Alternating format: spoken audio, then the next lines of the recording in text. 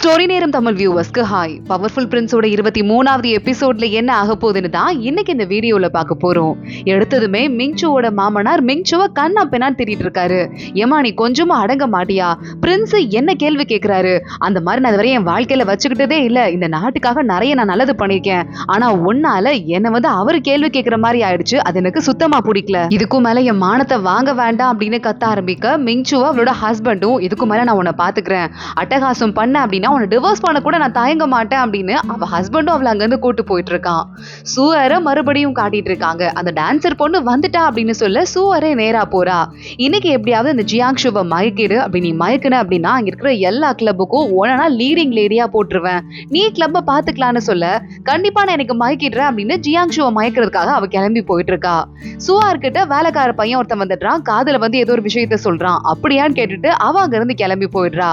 இங்க ஜியாங்ஷு, தான்யா, வென் 3 பேரும் உள்ள ஒன்னா உட்காந்துட்டு இருக்காங்க. இங்க வெண்ண பார்க்கும் போதெல்லாம் ஜியாங்ஷுக்கு ரொம்ப கோவம் வந்துட்டு இருக்கு. தான்யாக்கு தெரியுது முட்டாள்தனமா ஏதாவது பண்ணிட போறான் அப்படின்னு யோசிக்க ஆரம்பிக்கிறா.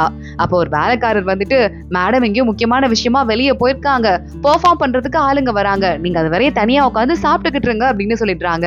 அந்த டான்சர் பொண்ணு உள்ள வரா, மயக்கிற மாதிரி நடந்து வந்துட்டு இருக்கா. எல்லாருக்கும் ஒரு வணக்கத்தை போட்டுட்டு, லாஸ்ட் டைம் நான் வந்தப்போ சரியா பெர்ஃபார்ம் பண்ண முடியல அப்படின்னு மறுபடியும் பெர்ஃபார்மன்ஸ் ஆரம்பிச்சுட்டு ஜியாங்ஷு பக்கத்துல உட்காந்துக்கிறா.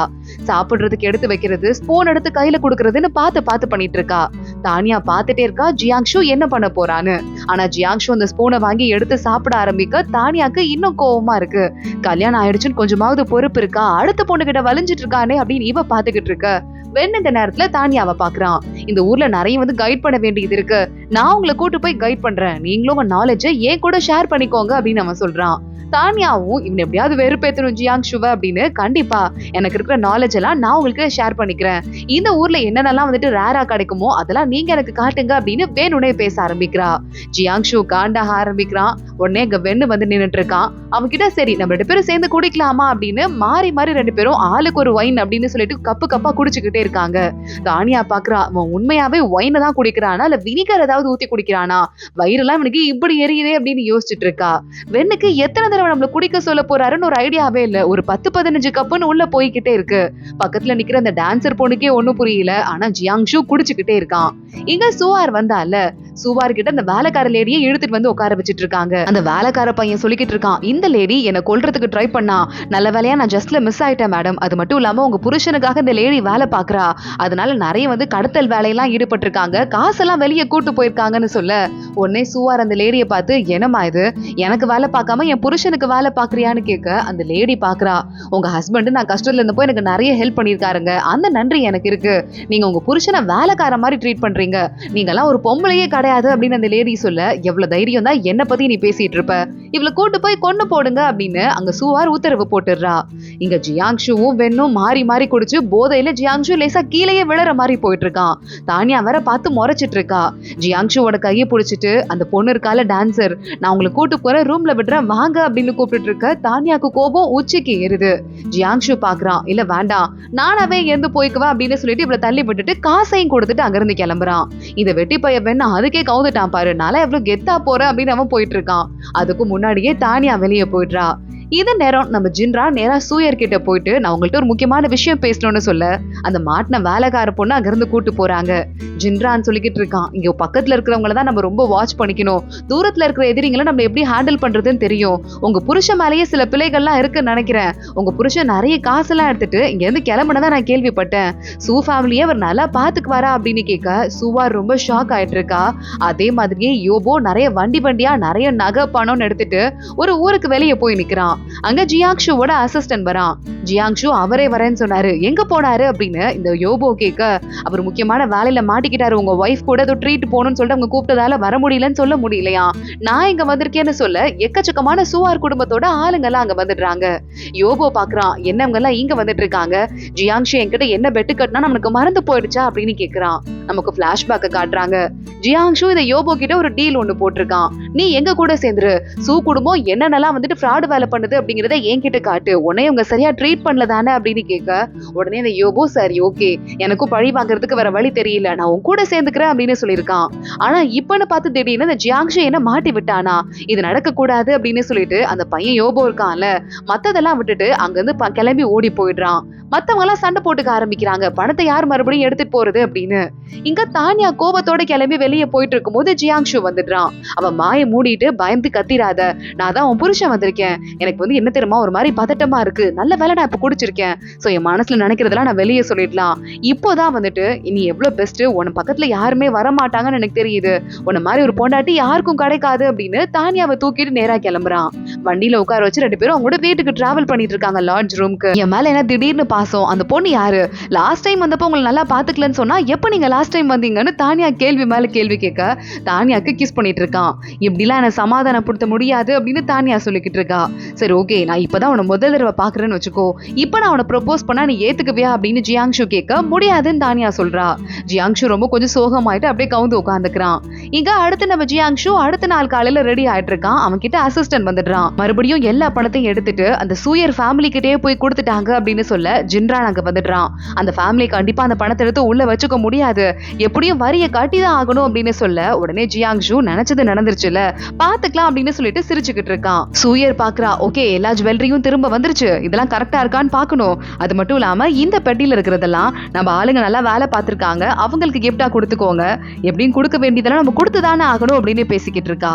அசிஸ்டன்ட் சொல்லிக்கிட்டு இருக்கான் ஜியாங்ஷு கிட்ட, நீங்க பண்ண பிளான் எல்லாம் கரெக்டா போயிட்டு இருக்கா அப்படின்னு, ஆனா என்ன பண்றது யோபோ வரை கிளம்பி ஓடி போயிட்டான், அவனை நம்ம கண்டுபிடிக்கணும் அப்படின்னு சொல்ல ஜின்ரான் உடனே இப்ப சூயர் குடும்பம் ரொம்ப ஆக்ஷனை வேகமா எடுக்க மாட்டாங்க, கொஞ்சம் மெதுவா யோசிச்சுதான் எடுப்பாங்க, சோ நமக்கு இதை பத்தி யோசிக்கிறதுக்கு டைம் கிடைக்கும் அப்படின்னு சொல்ல ஜியாங்ஷு நானும் அதை தான் நம்புறேன் அப்படின்னு பேசிக்கிட்டு இருக்கான். கரெக்டா அப்போன்னு பார்த்து ஜின்ரான் ஜியாங்ஷுவை பார்த்து, டேய் வெண்ணுங்கிறது யாருடா, அவனை பத்திரமா கொண்டு போயிட்டு வீட்டுல விட சொல்லி நேத்து தானியா சொன்னாங்கன்னு நான் தான் போய் விட்டுட்டு வந்தேன்னு சொல்ல ஜியாங்ஷு மறுபடியும் கடுப்பாயிடுறான். எவ்வளவு தைரியம் அவளுக்கு அப்படின்னு அவன் பாட்டுக்கு ஒரு பக்கம் கோபத்துல கொந்தளிக்க ஆரம்பிக்கிறான். இங்க தானியா நேரா வரா.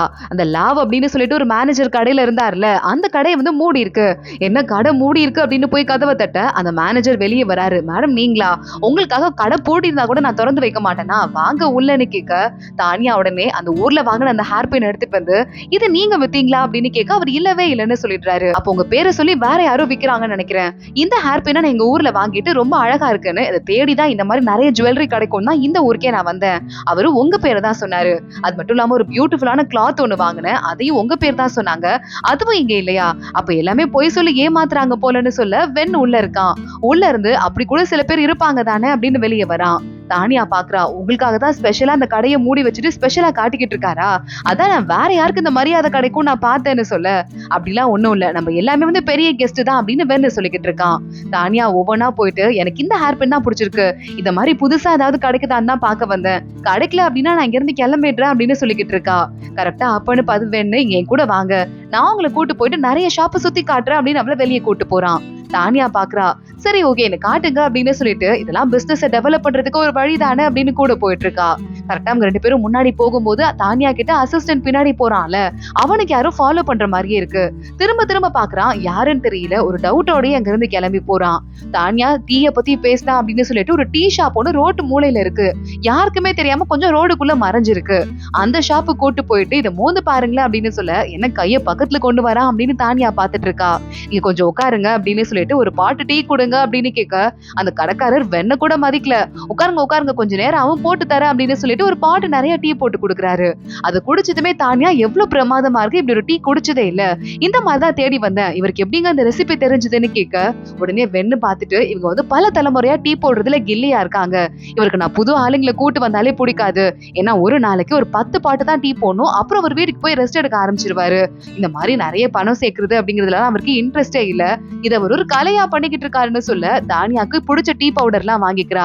சரி ஓகே கிளம்பலாமா அப்படின்னு கேட்டுட்டு இருக்கா. இன்னும் கொஞ்சம் தூரம் போனா இன்னொரு கடை இருக்கு, அங்க கூட்டு போறேன் வாங்க அப்படின்னு மறுபடியும் அவளை அங்க இருந்து கூட்டு போயிடுறான். அசிஸ்டன்ட் பாக்குறான், யாரோ ஃபாலோ பண்ணிட்டு வர மாதிரி இருக்கு, அவனுக்கு ஒரே குழப்பமா இருக்கு, பின்னாடியே போயிட்டு இருக்கான். இங்க நம்ம ஜின்ரானும் யூனாவும் ஒன்னா சேர்ந்துட்டு சிக்கனை சமைக்க ஆரம்பிக்கிறாங்க. எவ்வளவு மசாலா எல்லாம் போடணும்னு அளந்து ஜின்ரான் எடுத்து வச்சிட்டு இருக்க, அவ்வளவுதான் கேர்ஃபுல்லா இருக்கு தேவையில்ல, கேஷுவலாவே போடலாம் அப்படின்னு சொல்லிட்டு யூனா ட்ரை பண்ணிட்டு இருக்கா. வெந்துருச்சான்னு பாக்கலாம் அப்படின்னு சிக்கனை தொட போறவள ஜின்ரான் கையை பிடிச்சிடுறான். வேண்டாம் தொடாத சுடுற போதுன்னு. யூனாக்கே ஒரு மாதிரி கூச்சமா இருக்கு, வெக்கப்பட்டு இருக்கா.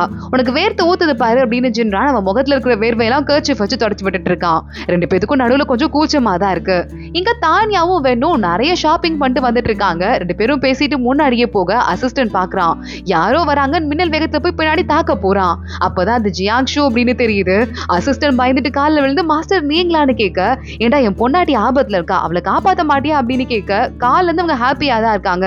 இருக்கிற ஒரே ஒரு ஆபத்து நீங்க பின்னாடியே ஃபாலோ பண்ணிட்டு வந்ததுதான்னு சொல்ல, ஏண்டா அந்த பையன் இருக்கான், அவன் எங்கெங்க கூட்டு போயிட்டு இருக்கான், அவளுக்கு ஏதாவது ஆபத்து வந்துருச்சுன்னா என்ன பண்ணுவ அப்படின்னு ஜியாங்ஷு கேக்குறான்.